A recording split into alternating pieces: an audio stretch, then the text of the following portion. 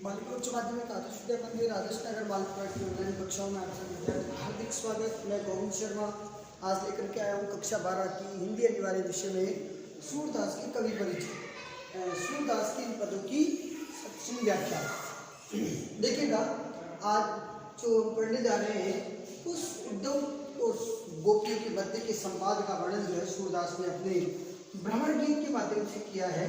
सूरदास की अमृत की प्राप्त लेखनी से एक ग्रंथ लिखा और उसका नाम जो दिया वो दिया भ्रमर गीत। भ्रमर गीत का मतलब भंवरे के माध्यम से उद्धव को दिए जाने वाला गोपियों का संदेश, जबकि संदेश देने के लिए कौन आया है? स्वयं उद्धव आए हैं। उद्धव कौन है? कृष्ण के परम मित्र हैं, जिन्हें अपनी पूजा पे, अपनी योग पे, अपने भक्ति भाव पर कहीं ना कहीं गर्व हो जाता है। वो गोपियों को योग का पाठ पढ़ाने के लिए आते हैं। जब गोपियों को योग का पाठ पढ़ाने के लिए उद्धव आते हैं तो उद्धव और गोपियों के मध्य में एक संवाद होता है।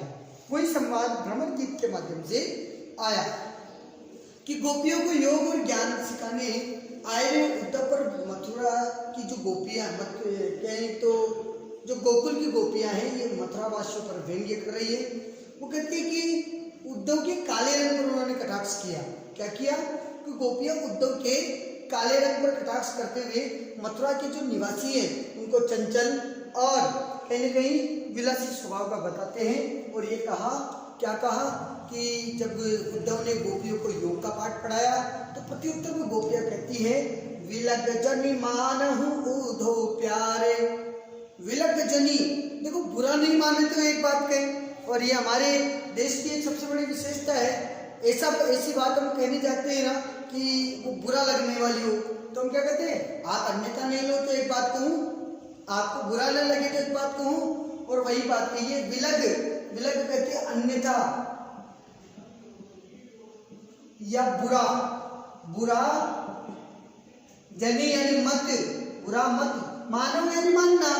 हे उद्धव, हे प्यारे उद्धव, तुम यदि बुरा न मानो तो कोई एक बात कहे, या बुरा मत मानना, मैं तुम्हें कुछ कहना चाहते हैं, हम तुम्हें कुछ कहना चाहते हैं। तो ये गोपियों का संवाद है और गोपियों ने कहीं ना कहीं ये बात, अपनी मन की बात उद्धव के सामने प्रकट की। गोपियां जो है उनको योग और ज्ञान सिखाने आए हुए उद्धव पर मधुर व्यंग्य में, बड़ी मिठास के साथ, व्यंग्य के साथ जो है वो उद्धव से कह रही है कि हे उद्धव, आप यदि बुरा मत ना माने तो, या आप बुरा मत मानना, हम आपको कुछ कहना चाहती है। क्या कहना चाहती है? कि वह मथुरा काजल की कोठरी, ये जो वह मथुरा जो है वो तो काजल की कोठरी के समान है, काली है। क्या है? काजल की कोठरी है। काली जो है ना, काजल जो है उसकी कोठरी के समान है। बड़ा सारा जहाँ काजल लगा हो, चारों तरफ काली माँ जहाँ छाई हुई हो, तो ये मथुरा जो है ये तो काजल की कोठरी के समान है।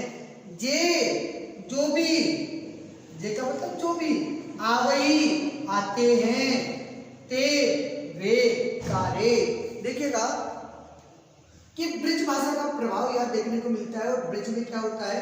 ले जो होता है ना, ले, उसको रे भी बोलते हैं। जैसे किसी ने पूछा, आप देखिएगा वो भागवती पार्टी जो वृंदावन शिविर से आते हैं, वो उनसे पूछते हैं कि कृष्ण जो है, गोपिकाओं ने, कृष्ण ने गोपी से पूछा क्या दिख रहा है? तो बोलते कहा दिख रो, कछु ना दिख रो। फिर बोलते मोहे तो कारो कारो दिख रो है, दोहरो दोहरो ना दिखे। तो ये ब्रिज का प्रभाव है। बोला मुझे तो काला काला दिख रहा है। तो ये काले का मतलब काला। तो बोला कि ये मथुरा जो है वो काजल की कोठरी के समान है। जे आवहि ते कारे, जो आते हैं वे सब काले हैं, अर्थात वे सब काले रंग के हैं, वे सब विलासिता वाले स्वभाव के हैं। वे सब जो है कहीं न कहीं अपने जो भाव है वो, उनका मन जो है वो कहीं न कहीं चंचल है। उसका भाव उन्होंने बताया कि उनको ऐसा लगता है कि मथुरा जो है वो काजल की कोठरी के समान है। और वहां से निकल करके आने वाला जो भी प्राणी है, वो जो भी व्यक्ति है, वो कहीं न कहीं काला ही होता है, ऐसा मन में भाव आया। कौन कौन है काले? कौन कौन है? तो उन्होंने कहा कि तुम काले। तुम कौन? उद्धव। हे उद्धव, तुम भी काले हो। तुम कारे, तुम काले हो। सुफलक, सुत, सुफलक के पुत्र कौन? अक्रूर जी। और अक्रूर जी कौन है? मैं प्रासंगिक विषय को थोड़ा आपसे अवगत करवा देना चाहता हूँ। प्रासंगिक विषय ये है कि सुफलक सुत मथुरा जो था, मथुरा के राजा जो थे उनके यहाँ मंत्री थे।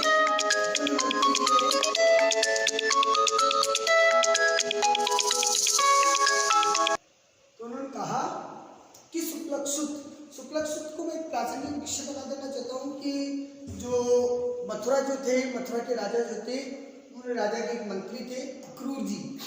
ये अक्रूर जी जो है वो बलराम और कृष्ण को जो है वो लेकर के मथुरा गए थे कृष्ण के बुलावे, ये कंस के बुलावे पर। तो वो अक्रूर जी है, तो कहीं ना कहीं गोपियां जो है उन्हें भी एक दृष्टिकोण से, गोपियों के दृष्टिकोण से वो भी श्रेष्ठ व्यक्ति उन्हें नहीं मानती है, उन्हें भी उनके मन में भी कालापन ऐसा मानती है। तो उन्होंने कहा तुम काले, तुम भी काले हो। और कृष्ण और बलराम को बहला करके पुसला करके ले जाने वाले, कहा? मथुरा। कि बलराम और कृष्ण को बहला पुसला करके मथुरा ले जाने वाले अक्रूर जी भी काले हैं। काले मधुक भंवारे, और काले हैं मधुक भंवारे।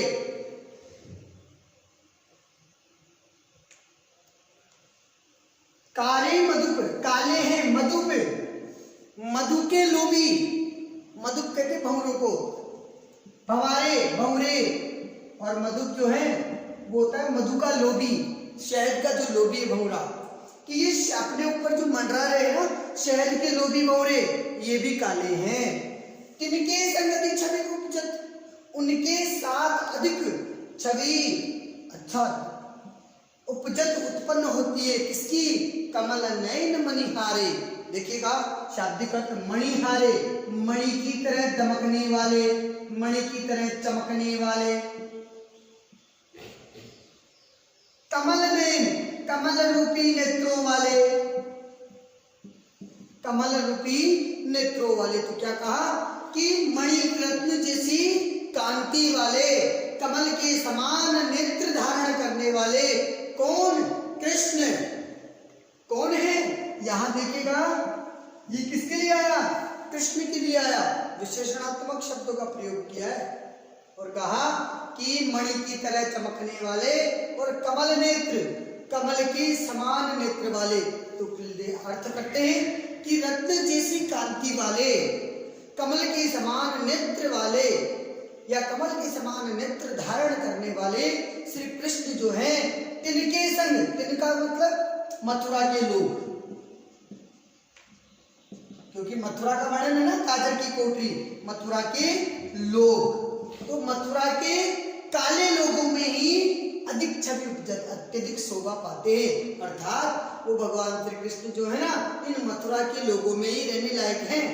ऐसा उन्होंने बताया कि मणि की तरह, मणि रत्न की तरह कांति वाले, कमल के समान नेत्र धारण करने वाले भगवान श्री कृष्ण मथुरा के काले लोगों में ही रहने योग्य है, मथुरा के काले लोगों में ही शोभा प्राप्त करते हैं।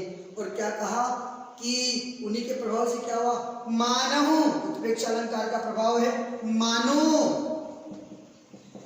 नील माट, नील माट कहते हैं, नील तो नीला रंग होता है, माट, माट कहते हैं एक वो बर्तन होता है जिसमें कपड़े रंगने का काम करता है, रंगाई वाला छपाई वाला जो काम करता है वो रंगने का काम करता है, वो माट कहलाता है। एक मटका होता है बड़ा सारा जिसमें कपड़े को डाल करके उसको नीला रंग किया जाता है।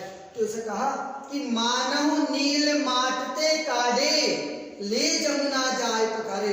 मानो नील माट में से निकाल करके, काढ़े है ना निकालना, निकाल करके इसे निकाल कर कहाँ जाकर के पकारा हो? जमुना में जाकर के उससे साफ किया हो। और उसी के प्रभाव के कारण से तागुण, उसी के गुण से श्याम भई कालिंदी, कालिंदी कहते हैं यमुना, उसी के प्रभाव के कारण यमुना कैसी हो गई है? श्यामल रंग वाली हो गई है। तो दोबारा देखिएगा, मानव नील माटते काढ़े ले जमुना जाए पकारे। अभिप्राय ये है कि मानो नील रंग वाले वस्त्र, नील माट वाले, जहां से वस्त्र जो है उन्हें रंगने वाला जो मटका होता है या बड़ा पात्र होता है, उस पात्र में से नील जो काले रंग के, जो श्यामल रंग के ये लोग हैं, इनको निकाल करके जमुना जी में पखाड़ दिया गया हो, जमुना जी में स्वच्छ कर दिया गया हो, और उसी के प्रभाव के कारण, उसी के गुण के कारण जो है भगवान कहते हैं, सूरदास कहते हैं कि उन्हीं के गुण के कारण जो है ये कालिंदी जो यमुना है ये भी श्यामल रंग की हो गई है।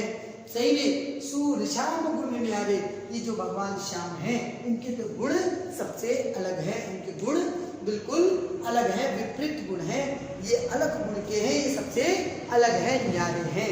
ध्यान रखिएगा। इस पूरे पद की अपनी व्याख्या करिए। इसके भाषाई आधार की बात करें तो देखिएगा,